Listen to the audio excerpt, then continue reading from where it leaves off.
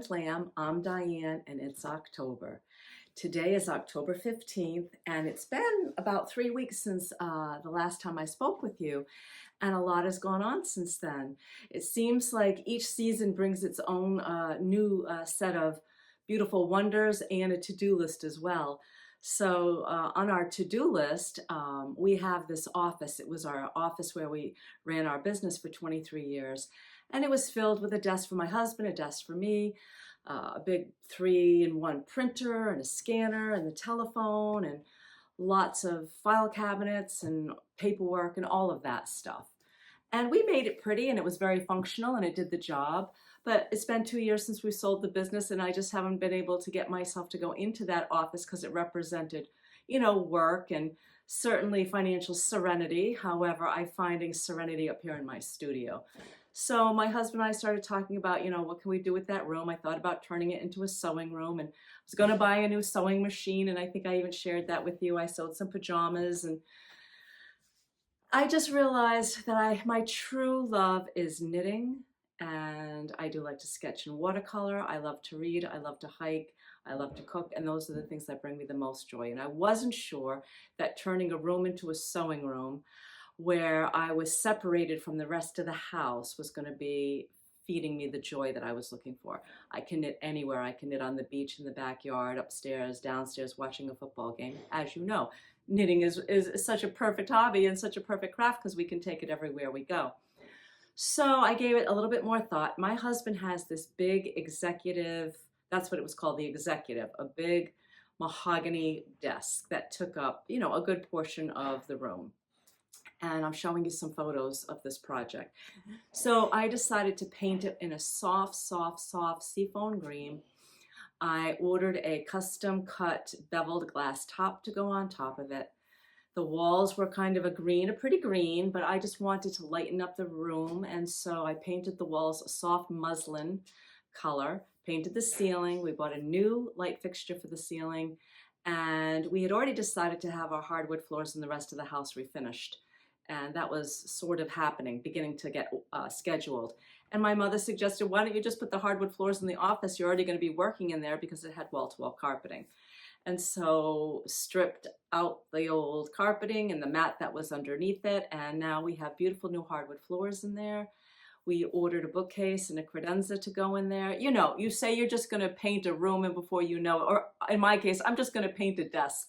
And before you know it, you've redone the whole room.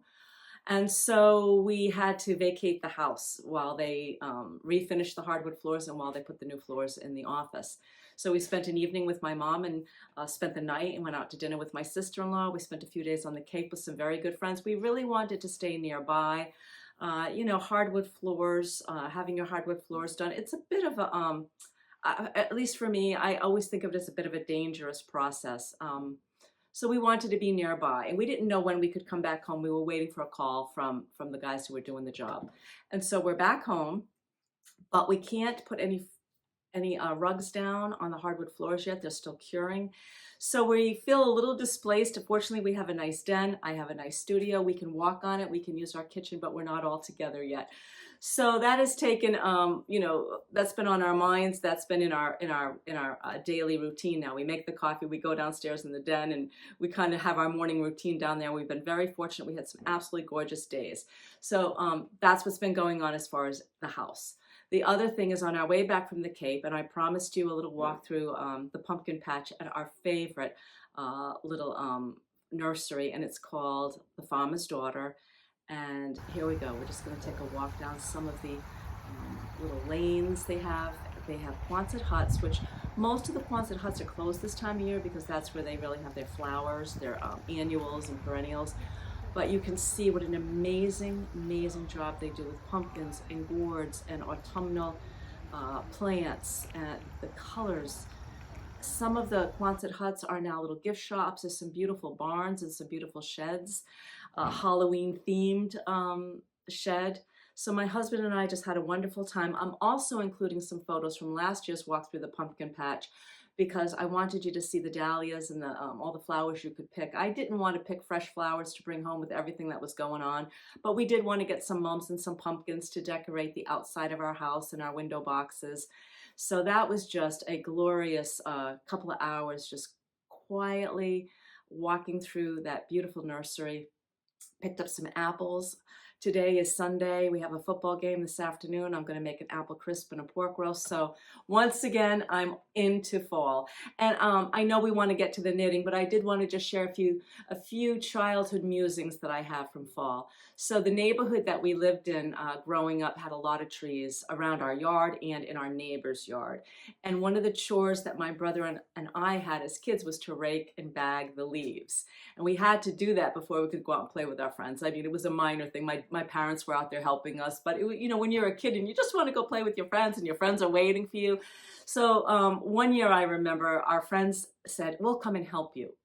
And they came over and they had big sheets, bed sheets, and we just raked the leaves onto the sheets and they carried it across. We lived surrounded by farms and nurseries, and they carried the sheets into the across the street, over the stone wall, into the farmland, and just let the leaves go. And my dad was like, well, that was brilliant, because he didn't have to remove the bags and bags of leaves. So this time of year when I'm walking on a trail and I'm crunching leaves, I remember those wonderful times as kids trying to get the leaves raked so we could go out and play.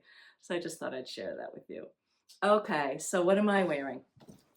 Well, I talked about this in the last episode and I went into a lot of details. This is the Autumn League, and I mentioned that I had seen Bobby of the Knitter's Niche. She had finished this and she had it hanging, and I said, oh, I really like that. Simple, meant to kind of resemble a sweatshirt.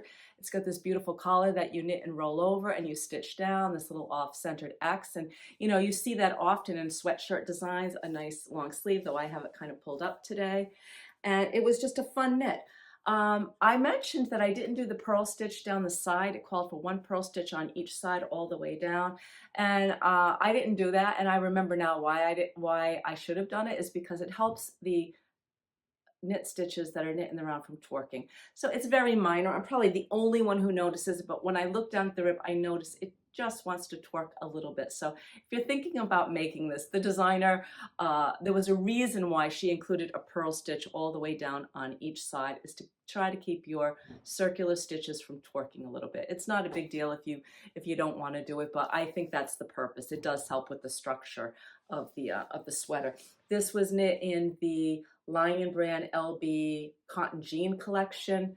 It's wearing well. Now, I took this to the Cape with me. I drove to the Cape in it. I drove home in it.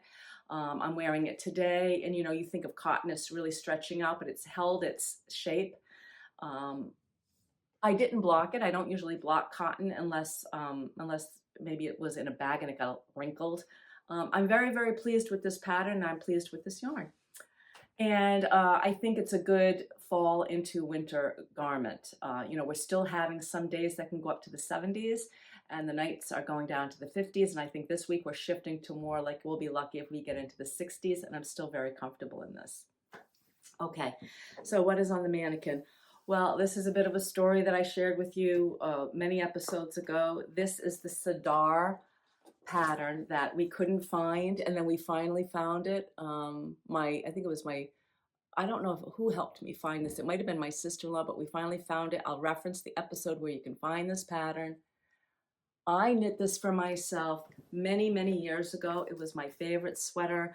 I used this yarn, and I do believe this yarn had quite a bit of acrylic in it, and I washed it. It would, you know, it would shrink in one direction, it would get wide in this direction, and I was standing in front of my gas stove cooking something, and it caught on fire and it melted, and I was a bit heartbroken because it was my favorite. I wore it all the time. I even sometimes wore it as a bathrobe in the morning. I would just throw it on to be cozy.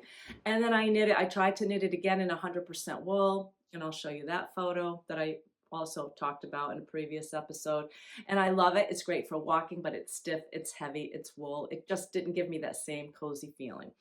So I finally found some yarn that I thought would get me to that cozy, snug feeling. And this is the Valley Yarns Hardwick. It's 50% alpaca, 35% wool, and 15% silk. It's perfect.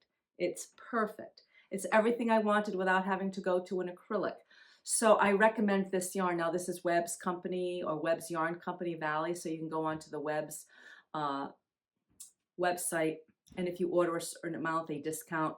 I've had great luck. I use them all the time. So this pattern is knit in pieces.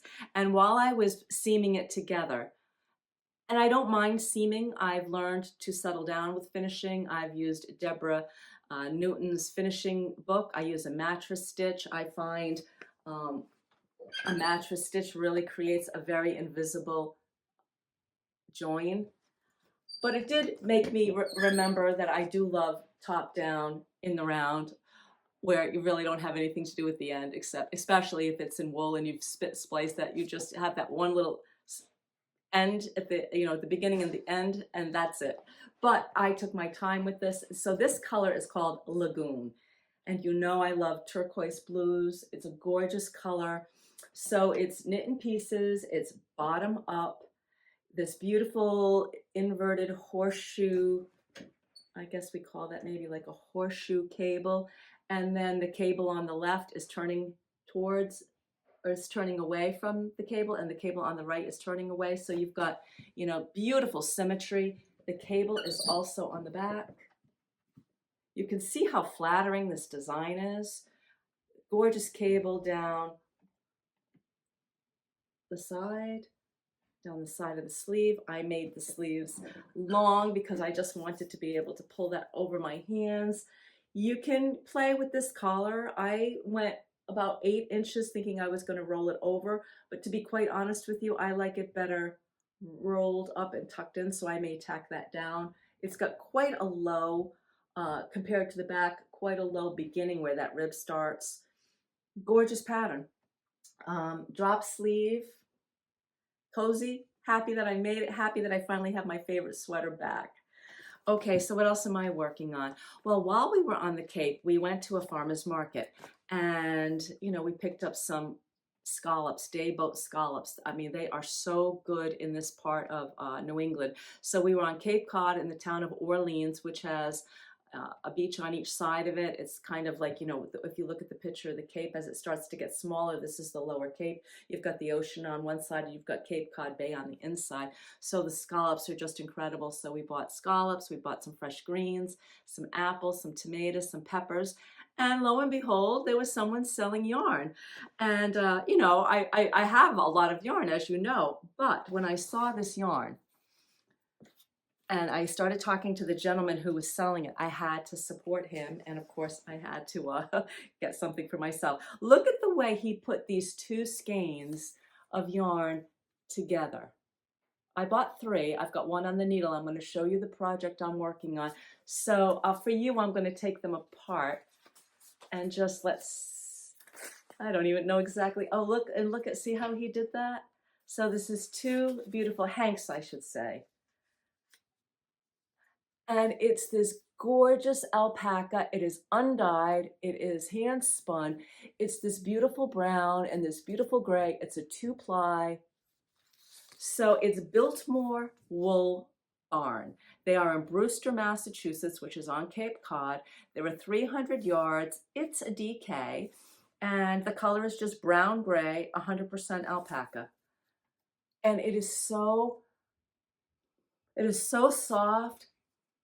To me, it smells like the Cape. It doesn't smell, you know, like wool has that very woolly smell. It just smells fresh, like a field maybe. It's gorgeous. So while I was on the Cape, I had to wind one up into a ball. I just hand wound it. Oh, maybe I'm going to be able to do what he did. Maybe it wasn't so complicated after all. Yeah. So it kind of looks like a Celtic knot. So I found this pattern on Ravelry, and it's called Cover. And let me see if I can get that up for you to see. It's a vest. I'm also going to take a photo and see if you can see that better. It is, let's see, it is by Hyggestrik and Lone Kjeldsen. And I'm going to include that below because I'm not sure if I'm pronouncing that right.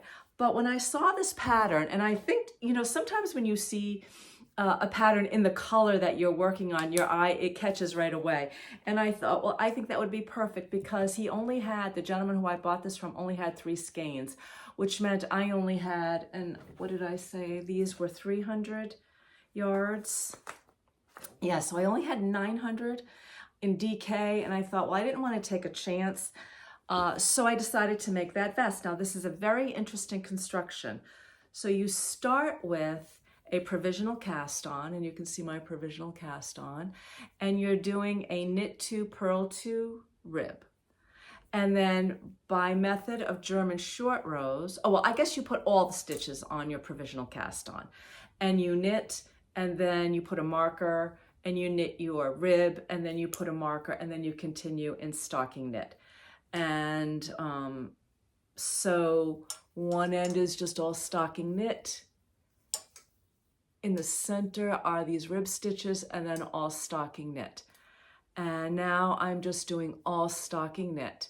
And so what is happening, this is very interesting, is I am creating the shoulder, I've created the sleeve, I'm working down the front, and I'm working down the back simultaneously, so I'm knitting across. And right now I am decreasing a couple of stitches every 6 rows. I'm knitting 3 together to create the shoulder, and pretty soon I'm going to start creating my V-neck. So this has been a very fun, so you can see there's the whole sweater except for the rib. I imagine I'm going to be picking up some stitches and working my rib. And I think this is on a provisional cast on, because I'm going to be doing, I think it's going to be an I-cord or some kind of a little finishing stitch, so that this will not be too tight, but also not curl. So I'll keep you posted as to how this is going. But look at that gorgeous yarn, so soft. And fortunately, I had one of those very long needles, and I had picked up a couple of those little cushy stoppers from Coco Knits. So that's on the needles. Still working on my sister-in-law's fisherman knit.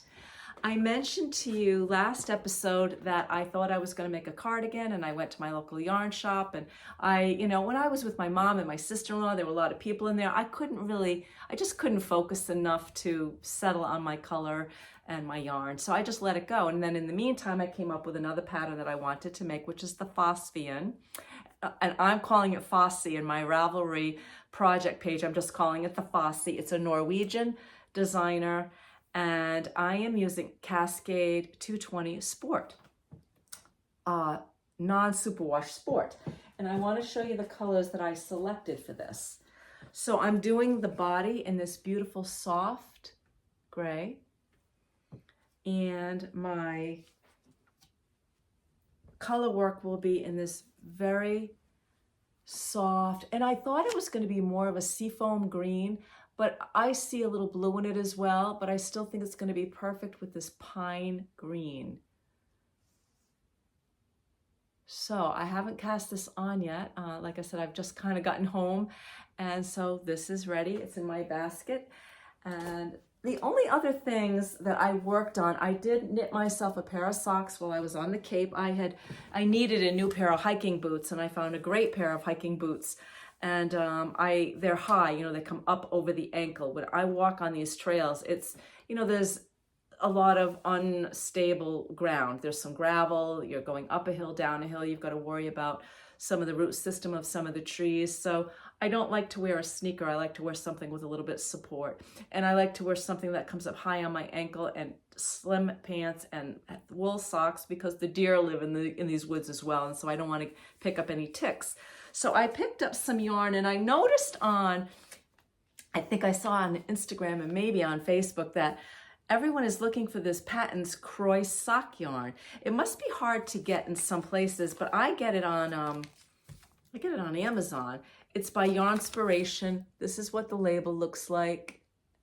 It is 75% wool, 25% nylon. It's made in Turkey. It's packaged in Canada, so maybe that's part of the problem. I don't know, but it's by Patton's, and I knit this on a size 2 needle, so it is very, very dense. And again, I use a gosh, I just lost what we call this, but I do this type of heel. don't know why I can't think of the name of that. But what I find is that it gives me a lot of support on the back of that hiking boot so I don't wear them out as fast.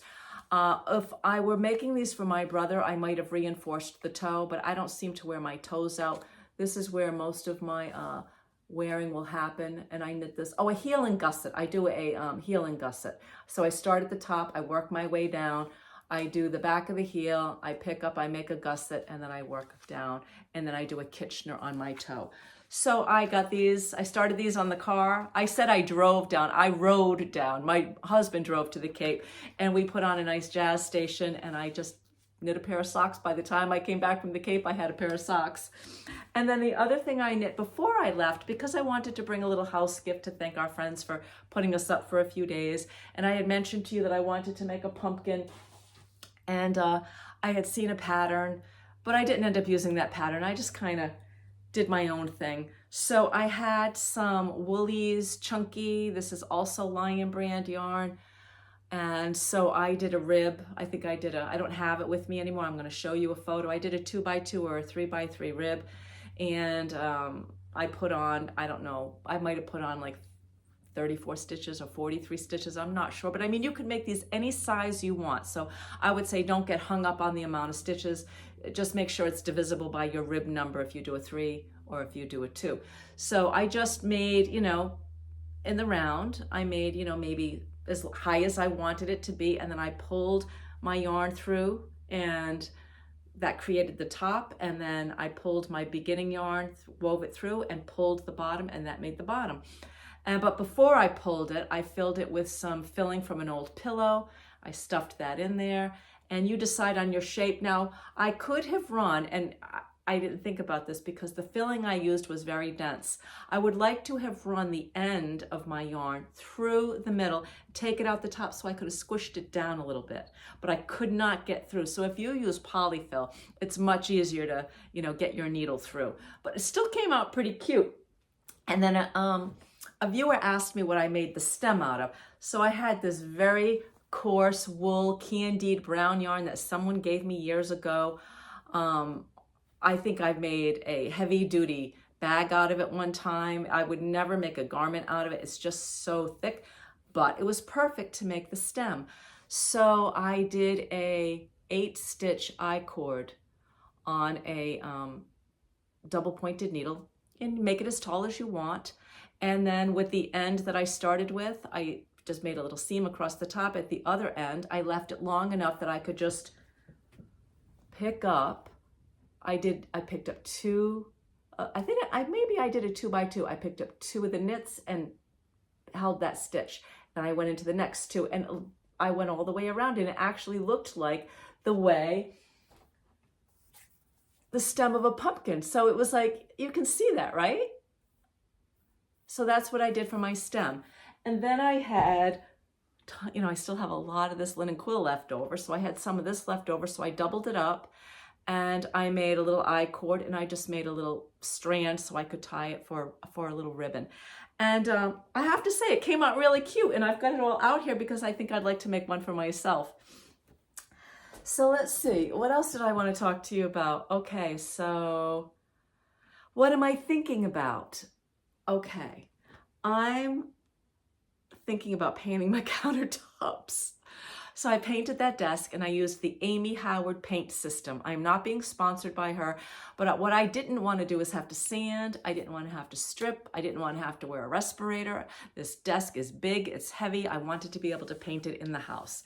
So when I started looking for, solutions, I came across Amy Howard, and I guess she's been in this business for a long time, and she has different systems. So this was a water-based paint. I didn't have to sand. I didn't have to strip. I bought the system, so it came with a cleaner that got all the gunk or whatever may be on your surface. 2 coats, and then I used a wax, just like if you were waxing your car. You waxed it on and then you buffed it off. And I was very pleased with how the desk came out. And I noticed, she's on YouTube as well, and I noticed that she has a system for doing your countertops. And I have old-fashioned, what do we call that? Formica countertops, and they're kind of a teal green. And we've put up with them all these years, and I've thought about having the kitchen redone, but you know, just to have our floors done, we had to evacuate the house. So I'm just not ready for that. You know, we just want to enjoy our home. So I'm thinking about maybe trying a corner of my countertop and seeing if I like this idea. So maybe I might paint my countertops. The other thing I've done is Lion Brand, because I bought this yarn from Lion Brand. I'm now on their newsletter, and they have a blanket kit for a really nice chunky kind of throw. And I've been wanting to make a chunky throw for my couch in the den. So I've got that coming. I'm probably going to make that. Continue on the projects that I'm working on. And I wanted to tell you about a book that I'm reading. And so it's called Other Birds. I can't remember the name of the author, but I'm going to include it at the bottom of the screen. And if you like I do, this time of year, to read something a little whimsical, something maybe a little magical, lighthearted, especially with all that's going on in the world. So I found out about this book, I think, from another podcaster, and I decided I didn't even want to read it on my Kindle. I wanted the sensation of reading a book, which, you know, that's a treat for me too. Usually we're traveling and I load up books on my Kindle so I don't have the weight of the books in my luggage. So I bought the book, and it is sweet. It takes place in South Carolina on a small island off the coast of Charleston, and it's a young girl, and it's her story, but she's moved into this little kind of historical or old building that has been condominiumized, and you begin to meet all the characters who live in the building, and you're going to meet an artist and a chef, and they all have their stories. And there's this sweet fictional bird called the Della Wisp, which is the name of the hotel, and they're kind of whimsical, and they're the color turquoise. So I don't know, if you're looking for something a little light, maybe a little magical, a little whimsical, it might be a fun book for this time of year. Okay, I hope you're enjoying your October. Hope you're staying safe. I hope you're enjoying all the bounty of this season. And I'm sorry it's been so long since I spoke with you. I hope that I can do it a little bit more frequently now. I had great luck with my high-speed Wi-Fi. I did it all in, you know, a half a day. So happy knitting, and thank you for watching. Bye-bye.